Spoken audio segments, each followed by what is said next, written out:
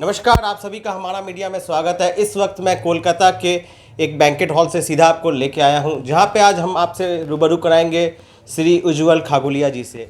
नमस्कार जय दादी सर। की। जय दादी नमस्कार। की। सर, बहुत लोगों के मुंह से सुन रहे उज्जवल जी आ रहे हैं, कलकत्ते उज्जवल जी आ रहे हैं।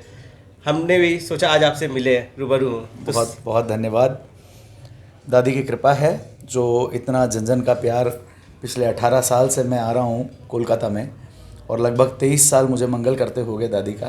जी। और इतना अथाह प्यार यहाँ मुझे मिला है सभी भाइयों का, बहनों का, भाभीयों का, कि ये लोग जब मेरा नाम सुनते हैं, यहाँ के जो मेरे छोटे भाई लोग हैं जो बाद में अभी गाना शुरू किए, वो लोग भी सब लोग लाइव के माध्यम से मुझे देखते रहते हैं। बहुत बहुत ज़्यादा दादी की महत कृपा अपने ऊपर महसूस करता हूँ और लगभग 23 साल से माँ की सेवा में हूँ।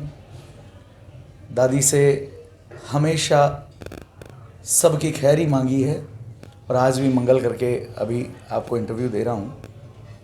दादी सबका भला करे, दादी पग पग पे हम सब की रक्षा करे, यही माँ के चरणों में प्रार्थना करता हूँ हमेशा। जी, बहुत बढ़िया। आप कलकत्ते आए हैं, लोगों का मन मोह लिया है आपने कलकत्ते आके, दादी का मंगल किया है। और इसके साथ साथ आप क्या क्या करते हैं मंगल के साथ? मैं बाबा रामदेव जी का जुम्मा जागरण, नानी बाई का मायरा जी। और सभी भक्तों की कथा नृत्य नाटिका के माध्यम से, मेरा एक अलग पैटर्न है, ऐसा समझ लीजिए। नृत्य नाटिका सभी लोग कर रहे हैं लेकिन कुछ तो अलग है, ऐसा मुझे लगता है। और जितना प्यार भक्तों से दिन दुना रात चौगुना मिला है, उससे ऐसा लगता है कि शायद मुझे अभी तक कलकत्ता में नृत्य नाटिका का मौका कम मिला है। सिर्फ दादी मंगल पाठ में मैं आया हूँ, लेकिन अगर और प्रोग्रामों में भी अगर मैं आऊँगा तो शायद यहाँ के कलकत्ता के जो सिंगर लोग करते हैं या बाकी लोग जो भी अपना अपना भाव से करते हैं, मेरा भाव कुछ तो अलग है, ऐसा मुझे लगता है। तो आप कलकत्ते आए हैं, विभिन्न जगहों पे भी गए होंगे। हाँ जी। तो कैसा लगता है आपको कलकत्ते आके? कलकत्ता में कल्चर को जितने अच्छे से इन लोगों ने आत्मसात किया है। हमारे मारवाड़ी जब राजस्थान से सबसे पहले निकले, कहते हैं ब्रिटिश ईस्ट इंडिया कंपनी जो थी वो सबसे पहले कोलकाता में जिसने अपना डेरा डाला, और व्यापार वाणिज्य की सबसे बड़ी जो इंटरनेशनल, उस समय आज़ादी से पहले की बात बता रहा हूँ, तो इंटरनेशनली जो व्यापार बढ़ने लगा तो सबसे पहले मारवाड़ी राजस्थान से उठ के आया कलकत्ते। कलकत्ते को अपना गढ़ बनाया। उसके बाद फिर यहाँ से धीरे धीरे रंगून, यंगून, बर्मा में फिर मारवाड़ी फैले। लेकिन कलकत्ता ऐसा गढ़ रहा कि राजस्थान में बसे हर एक व्यक्ति को, आज से नहीं, आज से 200 साल पहले से उनको ये एक ओढ़ लगी रही, एक चाव लगा रहा कि हाँ कुछ तो कलकत्ते में है, कुछ तो कलकत्ते में है। और यही कलकत्ते को मैंने महसूस किया, जो मैं अभी तक के गीतों में सुनता आया था, मारवाड़ी गीतों में, लोकगीतों में, कि कलकत्ता और देश का जो फ़र्क था, देश और दिसावर का जो फ़र्क था, वो यहाँ आके ऐसा लगता है जैसे मिनी राजस्थान ही है। और जितना समर्पण भक्ति के माध्यम से हर एक देवताओं का, अब राजस्थान के भी सारे प्रमुख जितने भी बड़े मंदिर हैं, अगर उन लोगों को देखें, हर एक जगह ट्रस्ट में आगे बढ़कर पैसा लगाने में भी और भाव भक्ति में भी और सेवा में भी सबसे आगे कलकत्ता के भगत नज़र आते हैं। और ये चीज़ ऐसा नहीं कि सिर्फ दिखावा के लिए है। जब मैं आज पाठ में बैठता हूँ तो मेरे को जो फीडबैक आता रहता है वो मुझे इतना आह्लादित करता है कि सच में आज मैंने बोला भी पाठ में कि कुछ तो है यहाँ, कुछ तो है। जो जैसा कि आपने बात की दिखावे की, तो आज जो भक्त हो रखे हैं, दिखावे में ज़्यादा चूर हो रखे हैं, बाज़ार पूरा दिखावे का हो गया है, भजन कम दिखावा ज़्यादा हो रहा है, चाहे आज भजन मंडलियाँ हो, चाहे कीर्तन संस्थाएं हो, उसके ऊपर आप क्या कहेंगे? ये भक्ति जगत का ह्रास बोलूँगा मैं इसे। ये भक्ति जगत नीचे डाउन जा रहा है दिखावे के कारण। आज मेरे प्रोग्राम के माध्यम से, मैं और किसी का नहीं कहना चाहूँगा, लेकिन मैं मेरे प्रोग्राम के माध्यम से मेरा यही रहता है कि मैं जिस भगवान का प्रोग्राम कर रहा हूँ, चाहे दादी का करूँ, श्याम बाबा का करूँ, नानी बाई का मायरा करूँ, भक्तों को जितना ज़्यादा से ज़्यादा आंतरिक हृदय से उनके अंदर वो भावना आए। कम से कम 5 घंटे का प्रोग्राम है, उसमें कम से कम अगर 15 मिनट 10 मिनट के लिए भी अगर उनका फीलिंग अगर एकदम टच कर जाए, बस मैं वो चाहता हूँ, जो कि आज के कंडीशन में कम देखने को मिलता है। तो आप खुद देखोगे, आप जब मंच पे बैठते हैं तो जो लोग 5 रुपये चढ़ाते हैं उनकी ज़्यादा कद्र होती है, या जो 500 का नोट चाहते हैं उनकी ज़्यादा कद्र होती है? कद्र तो 500 वालों की ही होती है, संसार का नियम है। ये संसार के लिए बोल रहा हूँ। लेकिन अगर अपने पास कोई एक फटी नोट हो, जिसको हम पहले दूध वाले को देने की कोशिश करते हैं, वो लौटा देता है। जी। फिर हम सब्जी वालों में खपाने की कोशिश करते हैं, नहीं चलता, वो भी लौटा देता है। फिर हम एक आध किसी चाट के ठेले पे देने की कोशिश करते हैं, बड़ा बाजार में मूंग का चीला खाते खाते उसको सलटाने की कोशिश करते हैं, वहाँ भी नहीं सलटता है। लेकिन यहाँ जब आरती में आते हैं या जोत लेने आते हैं तो चुपके से ऐसे मुट्ठी में दबा के वो फटा नोट हंडी में डाल दिया जाता है। सोचो, एक कागज़ के टुकड़े को जहाँ संसार में कहीं कोई जगह नहीं है, वहाँ अगर इसके चरणों में आके अगर जगह मिल जाती है। मेरी आपके इस इंटरव्यू के माध्यम से भक्तों से यही प्रार्थना है कि सोचो, एक टूटा फटा कागज़ का टुकड़ा जो दादी के चरणों तक किसी न किसी बहाने से इसे अगर पहुंच जाता है और दादी उसे स्वीकार कर लेती है, तो हम तो इंसान हैं, उसके चलते बोलते फिरते हम पुतले हैं, उसके हम लाडले हैं। जिस दिन हम दादी को अपने आप को समर्पित कर लेंगे, दादी कैसे अपने को नहीं संभालेगी, कैसे अपने को एक्सेप्ट नहीं करेगी, आप सोच के देखिए। बस यही भाव अपने प्रोग्राम के माध्यम से मैं देने की कोशिश करता हूँ। नहीं तो वो तो एक आपने कहा बहुत अच्छी बात है, मगर 100 में 1% लोग ही होंगे जो फटे पुराने नोट चाहते हैं। फिर भी जो ये जो दिखावा जो हो गया है, आडंबर जो हो रखा है, ये सही है या गलत है? इसके ऊपर समय समय पे मैं घात करता रहता हूँ, मैं चोट करता रहता हूँ। उस कारण से थोड़ा सा मेरी फील्ड में मेरा नाम थोड़ा बदनाम भी है, और फिर मन में भाव आता है बदनाम तो वही होगा ना जिसका नाम होगा। तो उसके चलते कहीं, क्योंकि मैं खरा बोलता हूँ, मैं अपने लिए नहीं बोलता हूँ कभी भी। ये जितनी कुरीतियाँ अभी चल रही है या ये हो रही है ना, इसके ऊपर ही मैं प्रहार करता हूँ हमेशा।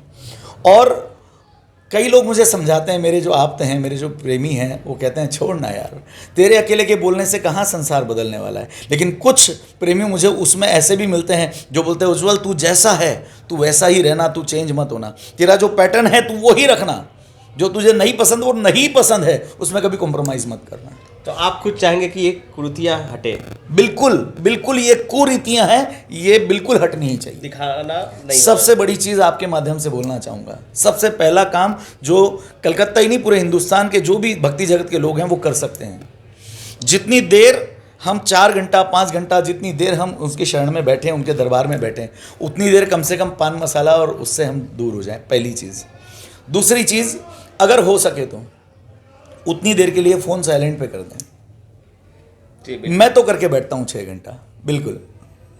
तो मैं चाहता हूँ कि मैं इसकी शुरुआत सबसे पहले अपने आप से करूँ, तो मैंने अपने आप से शुरुआत कर दी है। और जहाँ जहाँ मुझे ऐसे लगता है मैं कोशिश करता रहता हूँ उसको पिंच करने की। हो सकता है बहुत कड़ा कभी नहीं बोलूँ तो स्वीटली बोल के निकल जाऊँ, लेकिन मैं बोलता ज़रूर हूँ। जी बहुत बढ़िया, ये तो हुई सामाजिक बात। अब आपके बारे में जानते हैं जी, इस लाइन में आप कितने वर्षों से हैं? मुझे 23 वर्ष हो चुके हैं दादी के परमात्मा की सेवा करते हुए, और लगभग 18 साल से मैं कलकत्ता आ रहा हूँ। यहाँ की संस्कृति का जैसे मैंने बताया मैं दीवाना हूँ, मैं बसना भी चाहता था यहाँ लेकिन नहीं बस पाया, एक अलग बात है। आने वाली जनरेशन के लिए मैं यही कहना चाहूँगा कि भक्ति को भक्ति की तरह रहने दीजिए। आज जो कीर्तन का मंगल पाठ का स्वरूप एंटरटेनमेंट की जैसा बना दिया गया है, इससे आप दूर रहें। और इसकी जिम्मेदारी मैं कहूँगा कि जो नई आने वाली नई पीढ़ी के बच्चे हैं उनके माता पिता को भी मैं ये निवेदन करना चाहूँगा कि आज से 15 साल पहले जैसे उत्सव हुआ करते थे जिसमें मंगल तो होता था, गायक भी होता था, गुरुजी भी होते थे, म्यूजिशियन भी होते थे, लेकिन उसमें इतना बांटने का सामान और ये सब नहीं हुआ करता था। और मैं सबसे पहले तो मैं आपके माध्यम से बोलना चाहूंगा, मैं उस व्यक्ति को ढूंढ रहा हूं जिसने ये ब्रॉच वाला चुनड़ी का पैशन लाया। अच्छी खासी अपने मारवाड़ी की 1.5 पाट की चुनड़ी पूरी ओढ़ना बाकायदा हाथ में लेकर और बैठा जाता था। तो जब से ये ब्रॉच वाला स्टाइल बनाया, दुकानदारों की एक चुनड़ी में 3 चुनड़ी बनने लग गई, उनका वो फायदा हो गया। और लुगाइयों को सिर्फ ये दुपट्टे की तरह कंधे पर रखना है शुरू हो गया। कटु बात बोल रहा हूं आपके माध्यम से, अगर सुने वो सुन लीजिएगा।